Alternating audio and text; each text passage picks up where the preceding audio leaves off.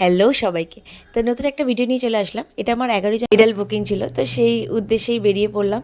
তো দমদমে আমার কাজটা ছিল। দমদম মেট্রো স্টেশন থেকে নেমে অনেকটাই দূর ছিল। তো ব্রাইডের বাড়ির লোকেরা আমাকে পিক আপ করতে এসেছিল। তো আল্টিমেটলি ব্রাইডের বাড়ি পৌঁছে গেলাম। আজকে আমার আধা ঘন্টা লেট হয়েছে, তো ব্রাইডকে আমি জানিয়ে দিয়েছিলাম।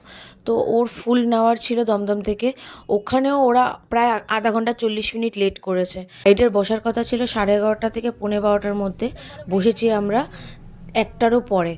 তো তোমরাই শুনে নাও ওর কীরকম কী লুক চাই।